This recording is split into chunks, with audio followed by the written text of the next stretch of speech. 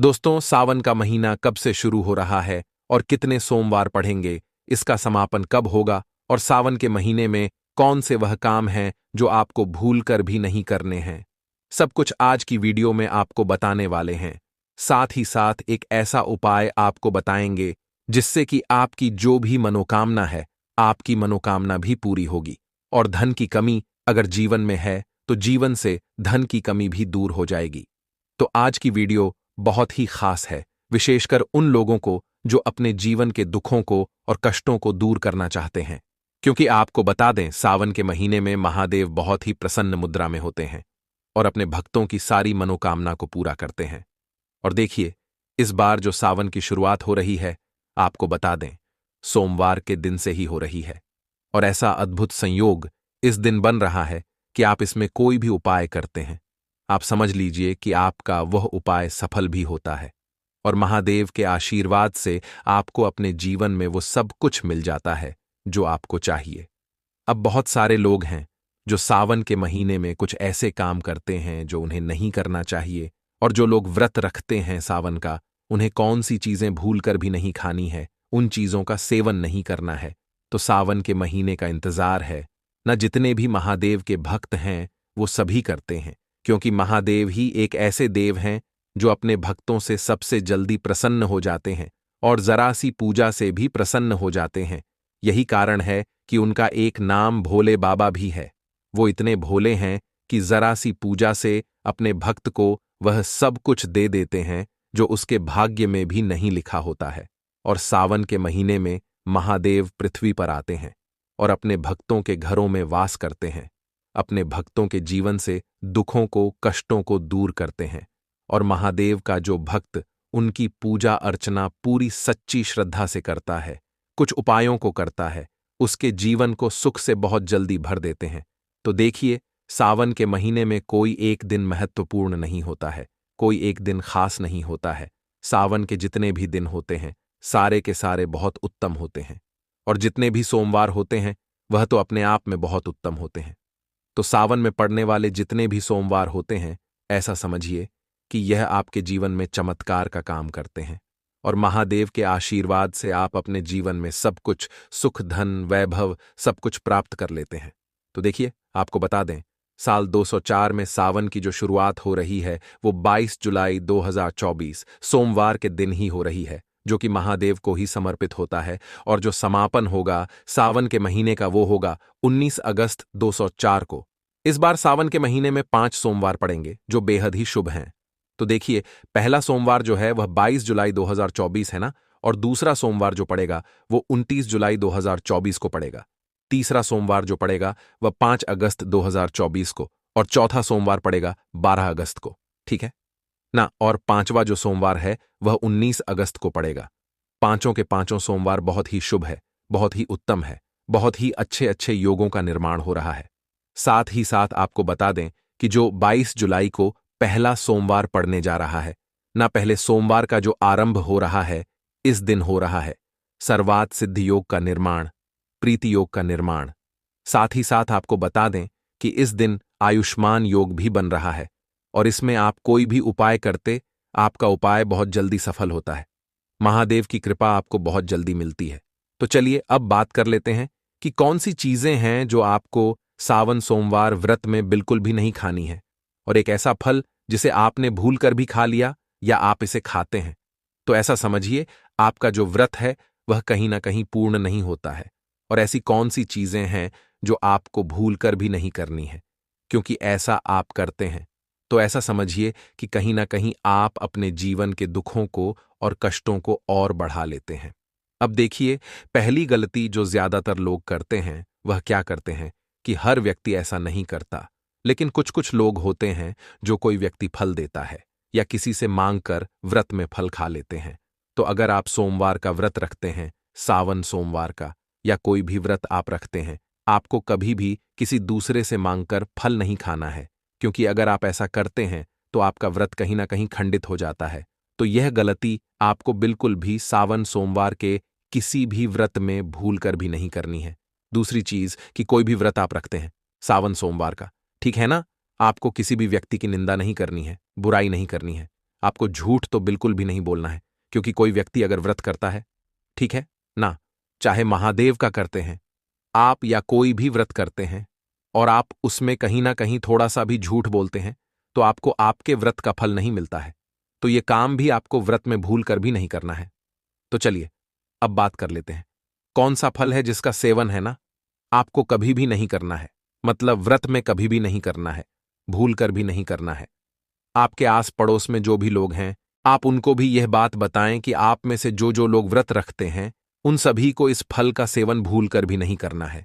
तो वो फल है नाशपाती। देखिए, इसके नाम में ही नाश आ रहा है शुरू में, है ना? और ये कैसा शब्द होता है, ये शब्द अच्छा नहीं होता है। तो आप चाहे नाशपाती वैसे कभी भी खा सकते हैं जब आपका व्रत नहीं है, अब व्रत नहीं रखते हैं। लेकिन जब आप व्रत रखते हैं या आपके घर में कोई भी व्यक्ति व्रत रखता है ना, आपके पड़ोसी व्रत रखते हैं या आपके जो भी जानने वाले हैं, आप हमेशा उनको यह जानकारी दें कि व्रत में किसी भी व्यक्ति को जो व्रत कर रहा है, नाशपाती का सेवन भूल कर भी नहीं करना है, खाना नहीं है। साथ ही साथ महादेव को भी आपको नाशपाती नहीं चढ़ाने हैं, है ना? बहुत सारे लोग भोग में ले जाते हैं महादेव को नाशपाती, तो यह काम आपको बिल्कुल भी सावन के किसी भी सोमवार के दिन नहीं करना। तो चलिए बात कर लेते हैं, और कौन से काम है जो आपको सावन सोमवार व्रत में बिल्कुल नहीं करने हैं, और कौन सी वह चीज है जो आपको नहीं खानी है। अब बहुत सारे लोग क्या करते हैं कि व्रत रखते हैं और कूटू का जो आटा आता है ना, तो उस आटे की पुड़िया बनाकर, पराठे बनाकर वो उसको खा लेते हैं। आपको बिल्कुल भी ऐसा नहीं करना है, क्योंकि लंबे समय से वो आटा रखा होता है। कूटू का जो आटा होता है ना, ऐसा नहीं कि सारा ही आटा एक जैसा होता है, लेकिन कभी कभी ऐसा होता है कि हम उसमें नहीं देख पाते हैं, उसमें में घुन हो जाते हैं या कोई भी छोटे मोटे हैं ना। तो इससे होता क्या है कि अगर आप घुन वगैरह हैं और आप उस आटे की पूरियां खाते हैं या उससे आप अपना व्रत खोलते हैं, तो इससे क्या होता है कि कहीं ना कहीं, है ना, ऐसा समझिए कि आपका जो व्रत होता है वो खंडित हो जाता है। तो आप कोशिश करें कि कूटू का आटा या तो आप बहुत अच्छे से उसे देख लें, है ना, कोई भी घुन वगैरह धोखे से भी उसके अंदर ना हो, और वरना आप इसको हटा दें। इसकी जगह आप किसी और चीज से, फल वगैरह से अपना व्रत खोल लें, लेकिन इस आटे की पूरियां वगैरह बनाकर खाकर आप अपना व्रत बिल्कुल भी ना खोलें। अब देखिए, बहुत सारे लोग क्या करते हैं कि जब सोमवार का व्रत करते हैं, है ना, महादेव के मंदिर में जाते हैं। अब बहुत सारी जगह पर क्या होता है कि महादेव का मंदिर किसी पेड़ के नीचे बाहर है, या कुछ ऐसे स्थान होते हैं जहां पर लोग क्या करते हैं कि महादेव के मंदिर में जाते हैं और चप्पल महादेव के मंदिर के पास तक ले जाते हैं। आपको ऐसी गलती बिल्कुल भी नहीं करनी है, क्योंकि चप्पलें बहुत सारी, जूता चप्पल बहुत सारे ऐसे होते हैं जिनमें चमड़े का प्रयोग होता है, और ऐसे जूते चप्पल लेकर अगर आप महादेव के मंदिर में जाते हैं तो इससे महादीप क्रोधित हो सकते हैं, है ना? आपका व्रत का जो फल है वो आपको नहीं मिलता है। तो ऐसी गलती बिल्कुल भी ना करें। किसी भी मंदिर में आप जाएं, आपको जूते चप्पल पहनकर मंदिर के अंदर भूल कर भी नहीं घुसना है, ना ही आपको कोई पर्स चमड़े वगैरह का अपने साथ लेकर जाना है। ऐसी गलती आपको बिल्कुल भी नहीं करनी है। अब सावन के महीने में और कौन सी गलती है जो आपको भूल कर भी नहीं करनी है? बहुत सारे लोग हैं जिन्हें यह बात पता है, लेकिन बहुत सारे लोग हैं, है ना, कुछ तो लोग ऐसे होते हैं जिन्हें इस चीज की जानकारी नहीं होती है। देखिए, तुलसी दल जो होता है, यानी तुलसी का जो पौधा होता है, तुलसी की जो पत्तियां होती हैं, आपको भूलकर भी शिवलिंग पर तुलसी की पत्तियां नहीं चढ़ाने हैं, क्योंकि तुलसी के जो पत्ते होते हैं ये महादेव को नहीं चढ़ाए जाते हैं। अब देखिए, बहुत सारे लोग क्या करते हैं कि सावन के महीने में छोटी छोटी जो शिवलिंग मिलती हैं न, पूजा पाठ जहां हम करते हैं अपने घर में, वहां पर उन्हें लाकर स्थापित कर लेते हैं और प्रतिदिन शिवलिंग पर जल नहीं चढ़ाते हैं। तो अगर आप प्रतिदिन महादेव की शिवलिंग पर जल नहीं चढ़ा पा रहे हैं, तो आपको कभी भी अपने घर में शिवलिंग स्थापित नहीं करनी है, क्योंकि शिवलिंग से हमेशा ऊर्जा निकलती रहती है, और इसलिए आपको प्रतिदिन महादेव की शिवलिंग पर जल चढ़ाना होता है। तो अगर आप प्रतिदिन ऐसा ना कर पाएं, तो कभी भी महादेव की शिवलिंग को अपने घर में लाकर स्थापित ना करें। तो चलिए अब बात कर लेते हैं उस उपाय की, जो कि आपको सोमवार के दिन करना है। सावन सोमवार के किसी भी दिन आप कर सकते हैं, मतलब जो 5 सोमवार पड़ेंगे, 5 सोमवार में से अगर 5 सोमवार कर लेते हैं तो बहुत उत्तम है, वरना जब आप करना चाहे तब आप इस उपाय को करें।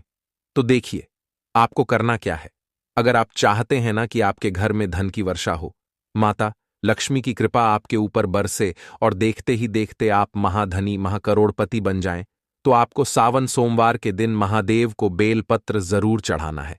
देखिए, बेलपत्र जब कोई भी शिवजी का भक्त, कोई भी व्यक्ति महादेव को चढ़ाता है, इससे महादेव का जो मस्तक होता है ये ठंडा रहता है ना। और महादेव जो है अपने उन भक्तों से बहुत जल्दी प्रसन्न होते हैं जो महादेव को बेलपत्र अर्पित करते हैं। तो आप कोशिश करें कि सोमवार के दिन आप कोई उपाय करें या ना करें, है ना, ये एक उपाय आपको जरूर करना है। महादेव की शिवलिंग पर चाहे आप 5 बेलपत्र चढ़ाएं चाहे 3 बेलपत्र चढ़ाएं, लेकिन आपको महादेव को बेलपत्र जरूर चढ़ाना चाहिए।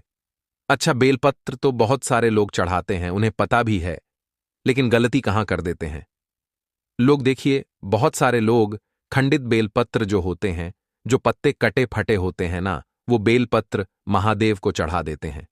तो ऐसा आपको बिल्कुल भी नहीं करना है। खंडित बेलपत्र या कोई भी खंडित चीज हम पूजा में नहीं लेते हैं। तो कोशिश करें कि सावन के सोमवार के दिन या जिस दिन भी आप महादेव को बेलपत्र चढ़ाते हैं, आपको खंडित बेलपत्र भूलकर भी नहीं चढ़ाना है। दोस्तों, वीडियो कैसी लगी हमें कमेंट करके जरूर बताएं, और महादेव के सच्चे भक्त इस चैनल को सब्सक्राइब अवश्य करना। जो भी मारो प्यारो भाई और मेरी प्यारी बहनें इस चैनल पर पहली बार आई हैं, तो वह भी इस चैनल को सब्सक्राइब अवश्य करें, जिससे कोई भी नई वीडियो चैनल पर अपलोड होगी तो उसका नोटिफिकेशन आप लोगों तक तुरंत पहुंच सके। और ज्यादा से ज्यादा वीडियो को शेयर करें, अपने दोस्तों रिश्तेदारों में पहुंचाएं। तो दोस्तों, आज की वीडियो बस यही तक, मिलते हैं किसी और नए वीडियो में। जब तक आप अपना ख्याल रखें, स्वस्थ रहें, सुरक्षित रहें। धन्यवाद।